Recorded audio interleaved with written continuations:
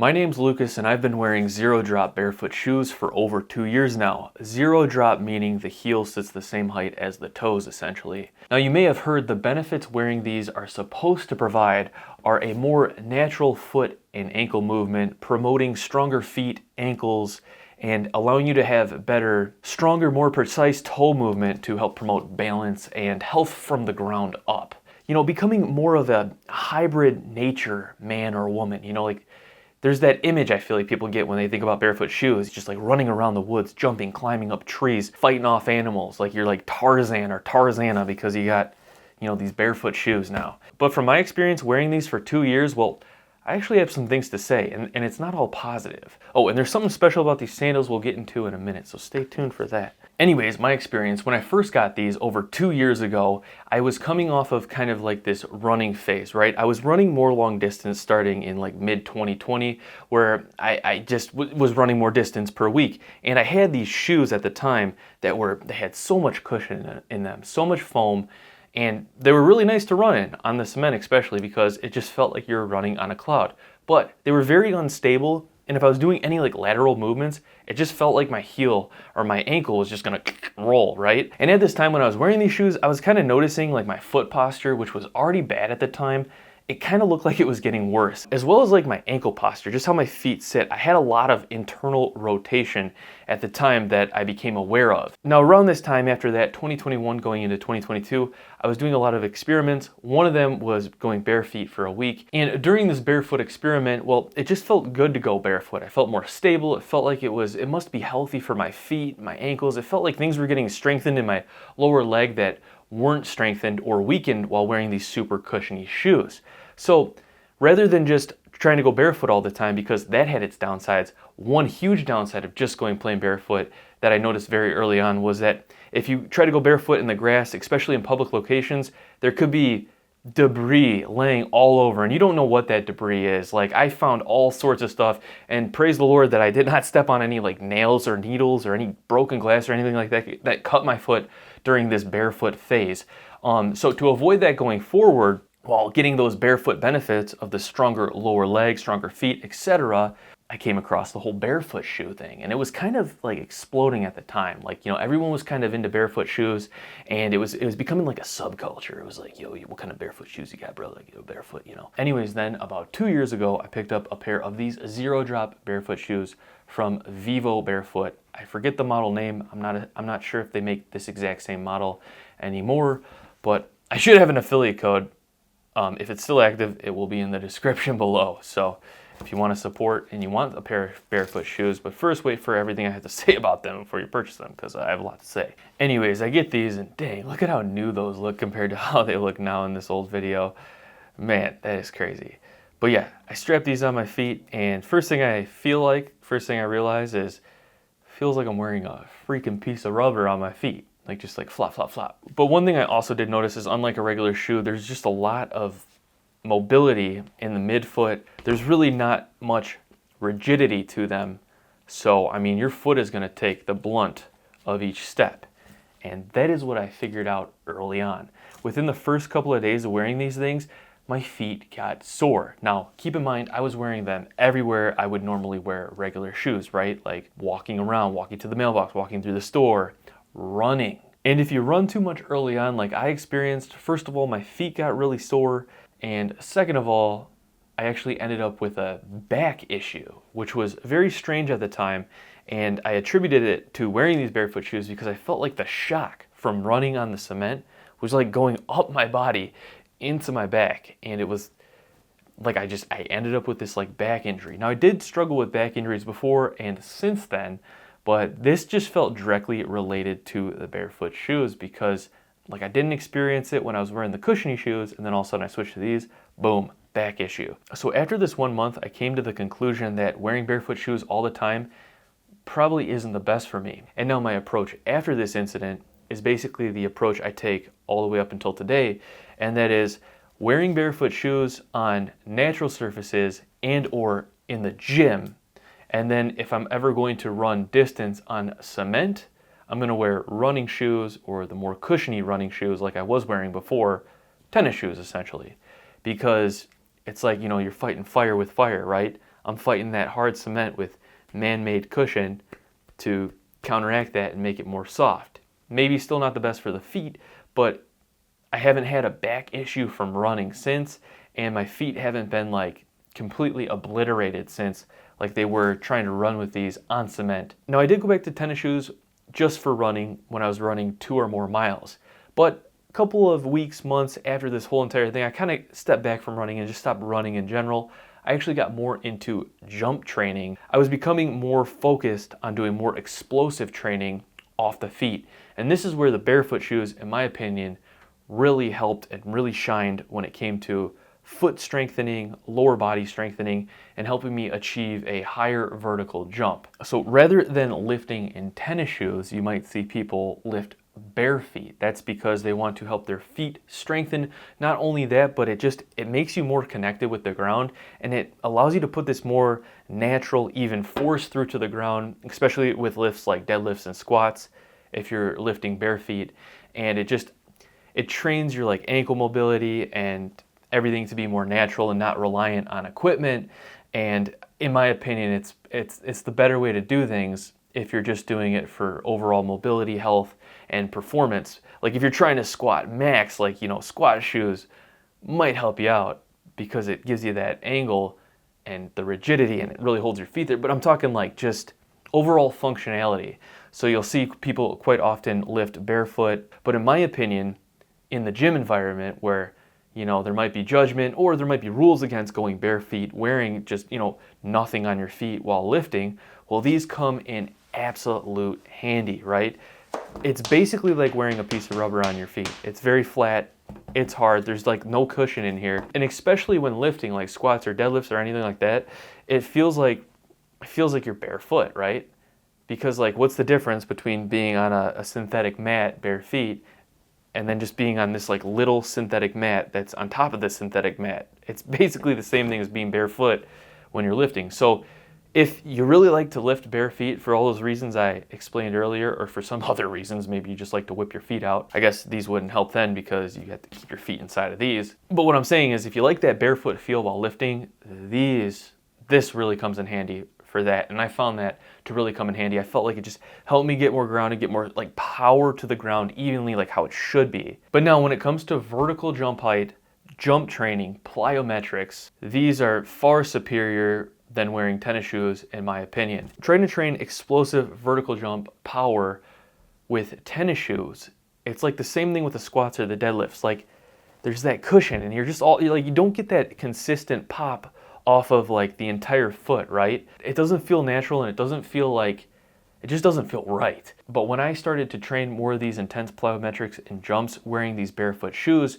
what I noticed is it felt like almost like I was a kid again. Like how you run outside when you're a kid with your bare feet and you're like jumping around, you just like you're like connected, but you don't know the difference, right? But it's like as an adult wearing tennis shoes all the time in the gym, and then I tried to jump, try to touch the rim or whatever, it's like squishy and squeaky, and it feels all comfortable and good, but there's just like not that connection that you get like you would if you were wearing bare feet or nothing going barefoot.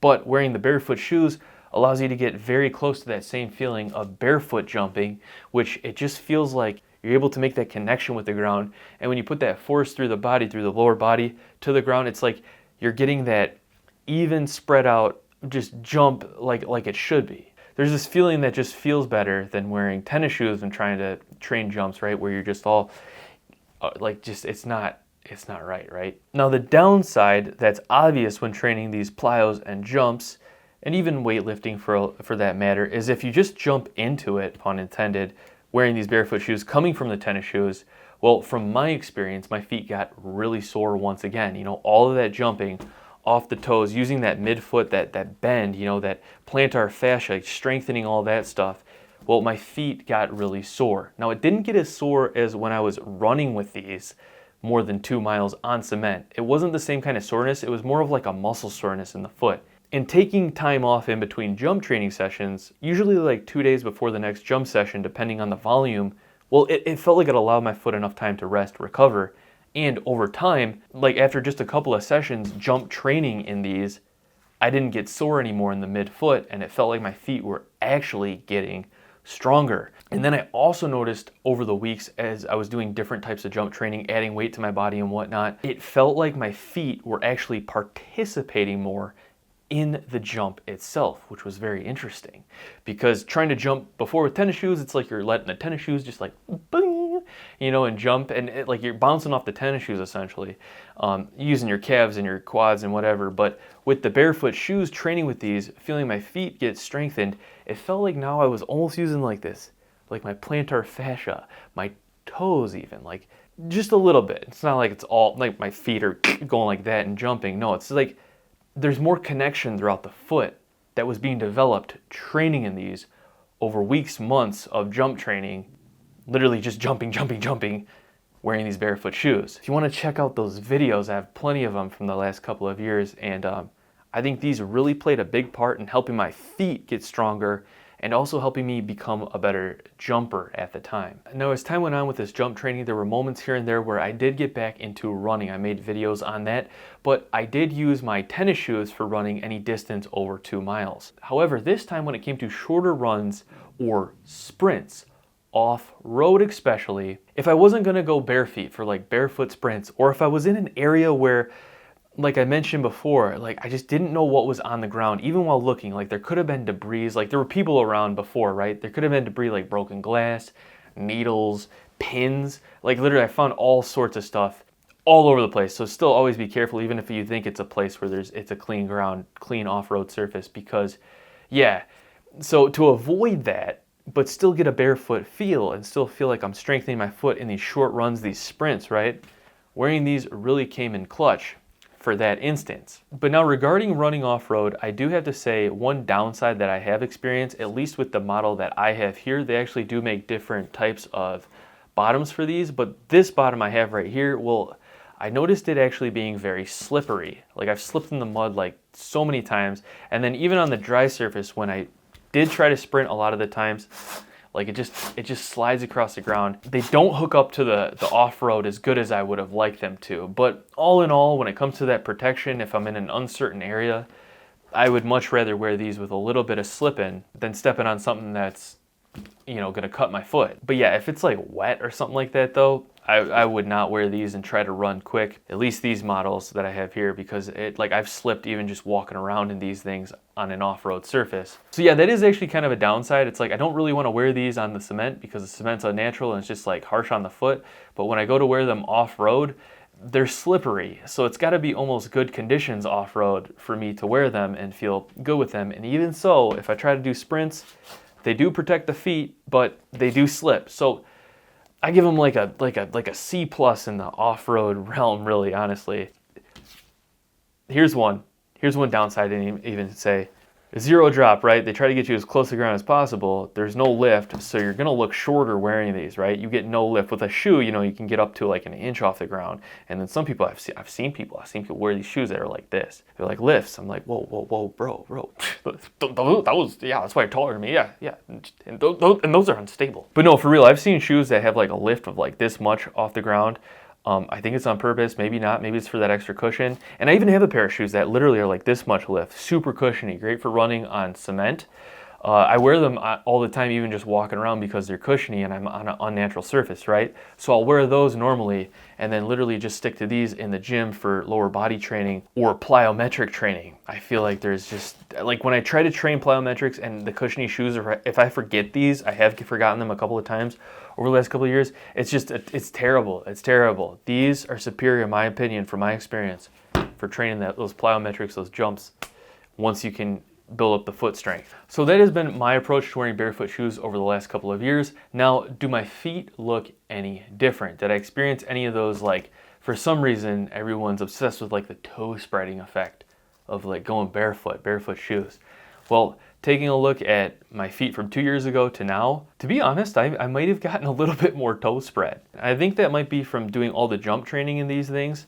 And well, they do have a little bit wider of a toe box. That's one feature of these barefoot shoes that I have yet to mention. And as you know, some barefoot shoes have the free toes, and you know, everyone's like, you know, yeah, toes individual or not, this has like a wider toe box that allows your toes to kind of spread out a little bit more. And in my opinion, rather than having that visual of your toes being like this, like little fingers, I think what it allows your toes to be able to do is it allows them to be used a little bit more in balance, right? Like kind of help you balance a little bit more over time. I don't know if I can really see anything in these visuals, if anything's like super crazy. It might look like my big toe and the first couple of toes after that might be a little bit more spread out than they used to be. So visually, I can't say for certain if anything's crazy there, but I do feel like I do have better like toe activation when doing lateral movements that I kind of got back after, you know, just being so cushiony running in a linear line, you know, since 2020. So what about the arch of my foot? Like I mentioned, I feel like I'm someone who's struggled with like flat feet or internal rotation where the feet kind of come in like this. I've noticed that even recently when I started running again back last year, and you know, it was something I had to consciously try to fix. But did my feet arch? Did that improve since 2 years ago? Well, let's take a look. I can't say for certain. It does look like my left foot specifically. I don't know why the left foot. But it does look like that one might actually be a little bit more rigid, a little bit more arched. Maybe I did get a little bit, maybe that is actually my dominant foot. So my left foot is actually my dominant foot. It's my dominant side. Everything's stronger on my left side. So yeah, I feel like the arch is stronger. I feel like there still is improvement to be made there. Especially I feel like it got stronger from training with these, doing the jump training. Now when it comes to like overall posture and working up the chain, this is where I'm kind of a little bit like, I don't know, because my knees, I actually made a whole video on this where like my knees have been cracking because I think I have like patellar maltracking. I think my knees are kind of shifted to the side. Like I haven't noticed any improvement with that wearing these and training in these. Like it literally feels like all the improvement is in the feet. Maybe my knees are getting worse at a faster rate than my feet were improving. So maybe I need to pay more attention, blah, blah, blah. All I'm saying is that I haven't noticed anything drastic when it comes to like overall posture anywhere above the ankles when it comes to wearing barefoot shoes. That's just my personal experience. Okay, now here's one oxymoron, if that's the right word, something that you would expect, you know, from barefoot shoes that you don't really get, and that is the whole grounded thing. And I'm not talking like feeling grounded, because you do feel close to the ground. You are closer to the ground. Like I said, like a whole inch closer than a normal shoe. But what I'm talking about is actually that electrical connection you get with the earth, or earthing, grounding, where you essentially ground yourself when you're stepping on the earth's natural surface, bare feet, and you can use like a tester if you want. You can shove it in the ground. You can see if you're actually grounded, making that connection with the earth or not. Well, wearing just these standard barefoot shoes, at least the ones I have here, and maybe other commercial ones that have a rubber bottom, well, it takes away the ground, right? You're not grounded anymore. It's just like wearing a normal tennis shoe. You're separated from that electrical connection. If you believe there's any benefits there or not, that's not the point really of this video, but that is a part of this video I want to throw in there. At least the ones I have do not ground you. Now, I have noticed there are some companies that have made barefoot shoes that have this like little piece of copper in them like this, and it does go to the ground, like in ones that look like this. And well, these sandals here I actually bought are these grounding sandals with this copper, and from wearing these sandals and testing it out with a tester, it does make a ground connection, and you are essentially electrically grounded with the earth if you only have that little piece of copper going through to the bottom, which I thought was crazy. It's such a small piece, but it actually did the trick. So I saw there was actually some barefoot shoe companies doing the exact same thing with their shoe, putting that little piece of copper through there. Hey, maybe I could even just do something like that and throw these, put these in here, and then boom, lickety split, I'm all set. But yeah, that's just something to note with your standard barefoot shoe. If it doesn't have the copper thing or some other kind of thing to say it's actually grounding or electrically grounding, it's probably not gonna ground because that rubber separates you from the surface. Mixed thoughts on that. I probably need to explore that more. But yeah, anyways, when I found that out, but I still wanted to protect my feet, that's why I have these sandals, because if I wanted to go on like a short walk or something off-road, but still protect the bottom of my feet from unknown debris, but still ground and get the barefoot feel, that's why I bought these sandals a while ago. And man, these are just natural sandals, man. Anyways, that has been my experience experimenting with these zero-drop barefoot shoes over the last 2 years. Let me know your thoughts and any of your experiences with any barefoot shoes or anything alike. Hope you all have a great day. Don't forget to subscribe. Stay tuned, more videos coming out. Peace. I'll see you all in the next video. But you gotta